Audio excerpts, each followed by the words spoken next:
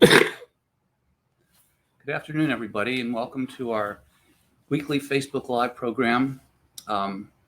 We did one last week at 2 o'clock, and this week is the information that we had to talk about last week. We felt was so important that we wanted to kind of reiterate it today. And fundamentally, what we're talking about here is the end of the year, which is rapidly approaching. It was the end of a lot of moratoriums, like in New Jersey. So at the end of the year, people could be evicted at the end of the year. And right now, the sheriffs are having sheriff sales, and utility shutoffs would be another thing that's going to start real soon. That moratorium stopped at the end of the year. Will stop at the end of the year. How many days from now? Well, it depends when people are watching this, Jeff. Because we have a library of all sorts of videos. So they could be watching this on January 2nd. And then you are correct. The utility shutoff has ended. Right. Or they could be watching it on December 30th, in which case the utility shutoff will begin. Yeah.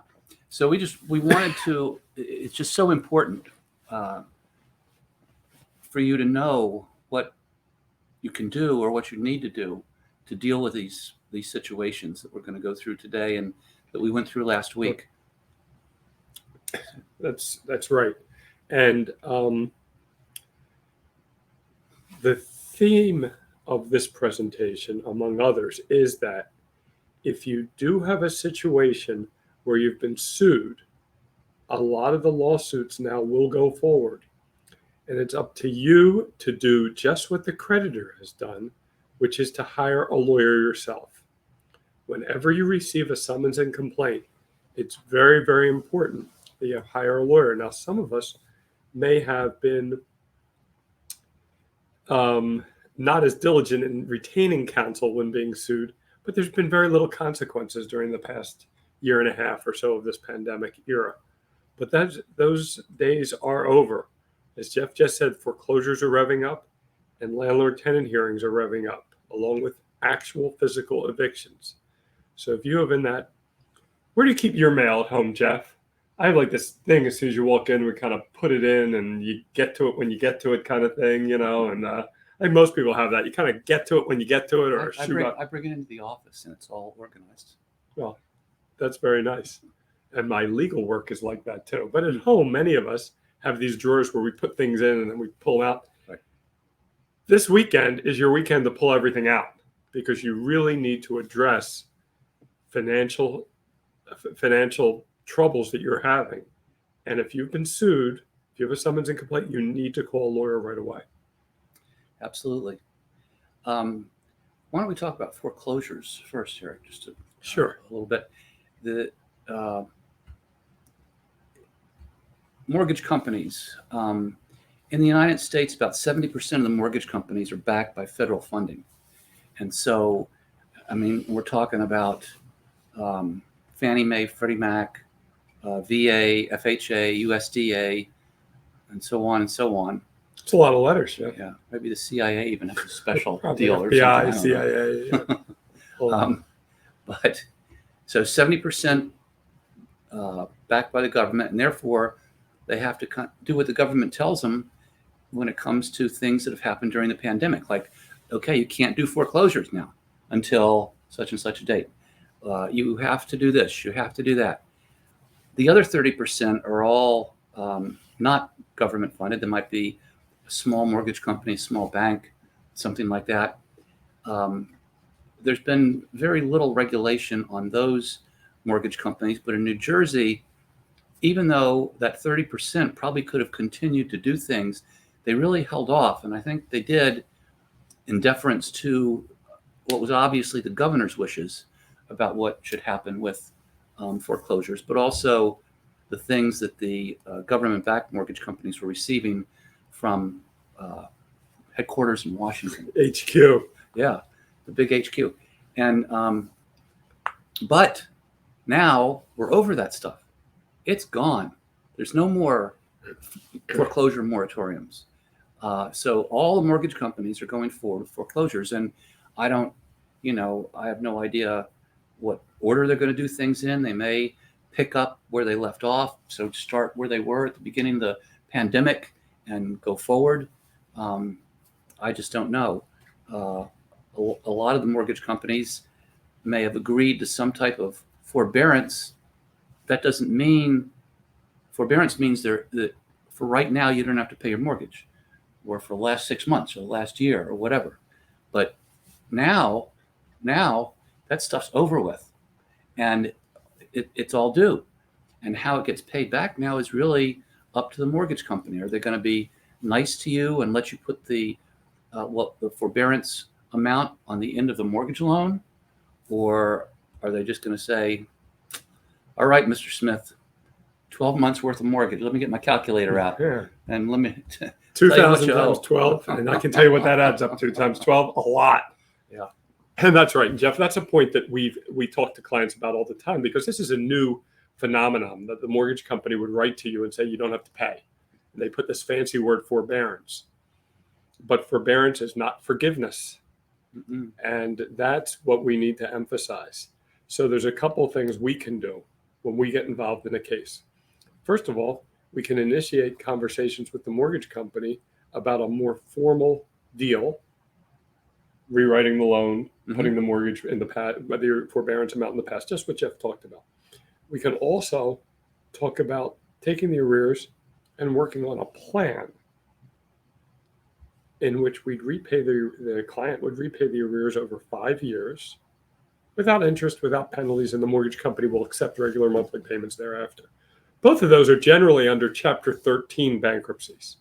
Remember, when you file bankruptcy, there's an immediate automatic stay, which is a fancy legal word for stop all collection actions. No phone calls, no letters, no threats, no foreclosures, evictions, sheriff sales, everything stopped. That's why when I started this discussion today, my part, I was talking about if you've gotten sued, you have to talk to a lawyer to either answer the complaint or file a bankruptcy, or a couple of things you can consider to stop the action, to stay the action, okay? And then if you're behind with your mortgage, you can have a nice tea, you can read the newspapers, anyone still read the newspaper, you can relax, because we're going to work with you to get a plan for how you are going to save your house, if that's your wishes. Yes. So the foreclosure department has started. HQ says it's okay. If you're behind with your mortgage, confirm with your mortgage company that they've put it at the end. Confirm with the mortgage company that there's a payment arrangement in place. But if they're not working with you and they want to, it's called New Jersey elsewhere, foreclose your home, which means take back their collateral for the loan because the loan's in default, and your collateral is your home, then talk to a lawyer about stopping the foreclosure. And that's why we're here. Been doing this for how long? 35 years, 36 years, I don't know. And it works. The cases really work, Jeff. Absolutely, they do. And you've got to do something if you want to keep your home. And even if you don't, you need to think about if you just walk away from the house, the mortgage company is going to send you a letter one day that says, "Okay, we finally sold your house to somebody, and you have a $200,000 deficiency that you owe us." Wow. Or what about the other thing they do sometimes? Oh yeah, well, Jeff? okay. Remember the other thing they do? Sure. If they say, "All right, it's $200,000, but we're feeling really good today. We're in good spirits today, and today's your lucky day. So what we're going to do is we're going to forgive this amount." That sounds good, Jeff. That sounds good. It's great. Here's the problem. To do that effectively, they've got to send a notice to the IRS that they did it. Really, it's kind of they're setting off ordinary income with forgiveness of this debt. And they tell the IRS about it.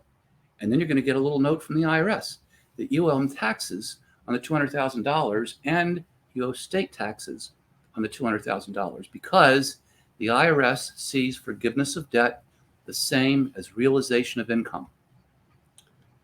I hope you all understood that, because that is so true. We have so many people who come in here and the credit card companies quit on them. They get a 1099. It's actually a 1099. Mm-hmm. 1099, just like you would if you were self-employed. You work for DoorDash. They send you a 1099. Some other letter attached to it. Yeah. And they XV. Right. There are some letters at the end. And you owe taxes on this forgiveness of debt. It's terrible. Now, fortunately, the Bankruptcy Code and the Internal Revenue Service Code were not written in silos. They were written in conjunction with each other. And we've spoken about taxes in the past, but this is important to emphasize based upon what we're talking about today. Forgiveness of debt through a bankruptcy is a non-taxable event. That's right. That's right. So very, very important. If you receive any of those 1098s, 1099s with the fancy letters, which is forgiveness of debt, income, again, that's another opportunity to speak to an accountant, but speak to a bankruptcy attorney about that, because we can make that phantom income go away. Yeah, So or unfair. talk to us even sooner. Yeah. If you decide you're going to walk away from your home, please come and see us so we can talk to you about all this stuff, because we don't want you getting that thing from the IRS. Could be, Eric, frankly, if they get that 1099, it could be too late. Yeah. For us to do anything other than have them pay the IRS through the Chapter 13, maybe a minute. Yes. the $60,000. It gets very complicated. Yeah. Think about that. $200,000 is $60,000. Yeah. Wow. That was pretty scary. Yeah, really, really is. So basically, I'm going to let Jeff continue on to the next topic. But basically, we're here as your bankruptcy attorneys. If you're behind with your home mortgage, I talked a little bit about the fact that we could do a plan to catch you up. And Jeff just talked about the fact that if you want to walk away, and there's all sorts of reasons why you'd want to walk away. Your neighbor's got 6 Doberman pinchers. Your school system's not good. You're ready to move to North Carolina where it's less expensive. All sorts of reasons. You've got to tighten things up in New Jersey before you leave. And that's what we're here for, too. Even if you don't want to save your house. Yeah, that's right. That's right. So, Jeff, that's foreclosures. Those are people who own their home. Yeah. But sheriff's sales. We're talking about sheriff's sales, too. Yeah. That's the ultimate conclusion in a foreclosure, right? Exactly. So if you have had a foreclosure going on and you get a notice that there's a sheriff's sale, again, just like Eric has said over and over, you really need to see an attorney about that. And a bankruptcy attorney would be a good kind of attorney to see, to tell you what's going on, because we could explain to you your alternatives if you want to stay in the house or if you want to leave, and how the sheriff's sale process works and when you have to be out of the home if it comes to that, and all sort of stuff like that, because they're doing sheriff's sales again now. That they stopped them for a long time here since the pandemic started, but they're happening, and we have people calling us every day. We had somebody called today that I'm going to talk to this afternoon. Got a sheriff's sale on Wednesday that he wants to stop. Yeah, January 5th, we have a lot of bankruptcies to be filed. January 5th, a lot of sheriff's sales in New Jersey. Mm-hmm. And I would expect that would increase probably. But again, it is very important to talk to a lawyer before the sheriff's sale occurs. And like we've mentioned before, in each of these processes, if it's foreclosure and a sheriff's sale, or your landlord files a complaint against you and goes to court, according to the bankruptcy code, there's a point usually beyond which we can't help you because of the language in the bankruptcy code. Right. So if we're talking about a sheriff's sale, the sheriff's sale date, the courts and the Congress have decided, is the day. So if you come and see us the day after the sheriff's sale, there's things that we could do. Right. I mean, and frankly, a lot more than we could with a landlord-tenant situation. But it's not good. I mean, we just can't snap our fingers and get your home back for you. So for a foreclosure and a sheriff's sale, it's the day of the sheriff's sale. For landlord tenants, which we'll talk about, it's the day of court, of the landlord-tenant trial, they can call it. There's, usually it's not a trial. The judge is there, the landlord's attorneys are there, and you owe the money. And so the judge signs a judgment for possession. And that's the thing that triggers the bankruptcy code. Relief is ended. We can't do anything for you. But if you see us before that court hearing and before the judge signs that judgment, then we can help you out. That's exactly right, Jeff. And of course, Jeff's talking in definite terms, and we've been doing this a long time. There are little things we do know how to do to help you in either situation. Mm-hmm. And even if you are calling us a little bit late, we can still help you. And remember, we can also make sure that if you're going to move anyway, you have to do something about the debt. You don't want to have that landlord go after you forever. So there's plenty we can do, even if it's after that judgment date. But we really want to give you all of your options. The words that kids use now, Jeff, is give you all of your optionality. Wonder if that's a real word. I hear that a lot. I'm not so Optionality. sure. So you want all of your optionality. See us before the judgment date if you are a renter. See us before the sheriff's sale date if you are a homeowner and in distress. Exactly. You want to go back to utilities, Jeff, a little Sure. bit? Yeah. Let's. Because I see that was on the bottom of the screen, and Let's talk so about important. utilities. It is. It really is. The governor's last proclamation about utilities is that I guess it was supposed to be 3 months before the end of the year or something, but it made absolutely no sense to me. He was saying, okay, you can't have utility shutoffs until 3 months before the end of the year, but for the last 3 months beyond that, you can't really have a utility shutoff either because we want to give everybody a chance to work things out with the utility company. Right. I I think you explained it exactly right.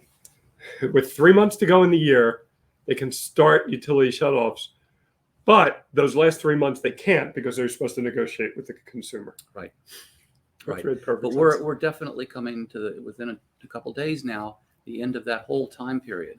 So the utility companies would no longer be held back by something the governor said from turning off your utilities. And in New Jersey, if you are below a certain income amount, you're not supposed to have your source of heat disconnected during the winter months. If you're above that income amount, then perhaps you can. And shut off. Jeff, before I got married, I was living in a condo, and my neighbor didn't pay the water bill, and they shut off my water, and I didn't know. And you go and you flush the toilet, and nothing happens.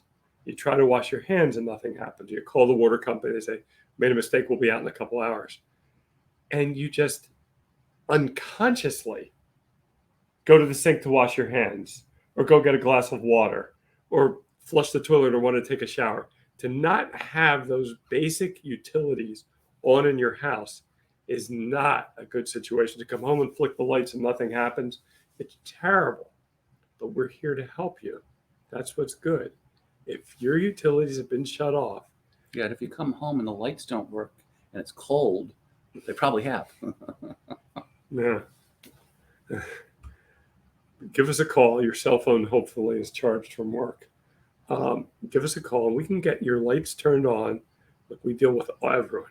Jersey City, Atlantic City, PSE&G, all of the electric companies throughout New Jersey know us. We know who to call. We get the electric turned on in just a spark. Yeah, they're pretty fast. They're pretty good about it. They really are. Water, a day, we get it turned on. And we haven't had much gas issues, but we're real good with that. South Jersey Gas, PSE&G, all the ones up in Monmouth and Ocean County, they deal with us really quickly. Mm-hmm. And again, in a day, we should have the gas turned back on for you. So if that's your issue, call us. We really can get your utilities turned back on in a day, in a couple hours. Water bill maybe a day. Yeah, and especially with this pandemic, what we've seen and what I would expect to see going forward is people come in not with one issue. It's not just that they're behind with PSE&G. They're behind 18 months with their landlord and 18 months in utilities, which covers all the utilities that they have. And they probably use credit card bills to pay things because they haven't been able to pay otherwise. And they have a lot of stuff going on. And generally, Eric and I can take care of just about everything. In fact, most of the time, we can help you with everything you've got a problem with financially. There might be something or a couple things that, because of the bankruptcy code and so forth, we can't do anything about. But we would certainly talk to you about that. You would understand that we can fix the first 5 and the 6th one we can't. But even in a bankruptcy context, if you can't get rid of debts or a debt, you're still protected from those people once the bankruptcy is filed. So nothing bad's going to happen. Maybe you're still going to owe the student loan, but during the pendency of the bankruptcy proceeding, you're off limits to them. They can't do anything to you, whether you're co-signer or you're the one who got the loan or whatever. Right. I sometimes use this, and I hope not to embarrass or upset anyone, but basically, in some ways, we're kind of like a diet shop. And if someone comes in and they weigh 400 pounds, they're not going to be able to just talk to the diet guy and leave the place weighing 200 pounds. It just doesn't work like that. You can come in, shake our hand, sign some paperwork, and we can get almost everything done for you in just a couple days. We really can. And if your lights are off, or if there's an eviction pending, or if there's a sheriff's sale pending, we can get it done in one day. As Jeff said, we can't. There's certain things, child support, certain taxes, certain things that student loans that, it's not perfect. But most people don't come in here because they're behind with child support, and that's their only issue. And this is just what Jeff was talking about. The key to a successful bankruptcy is to include all bills, clean everything up so you won't owe anyone any more money. You're protected from the automatic stay to stop all collection action. And at the end, you get your fresh start. Yeah. The cases work, Jeff. They sure do. And another thing, if you have problems like that and you come in and see us, you are going to feel so much better. You absolutely will, because you've been, for months maybe, you haven't been paying your rent, and you're worried, and every night you worry, and maybe you're getting notices now from the utility companies. They're going to shut off your utilities and stuff like that.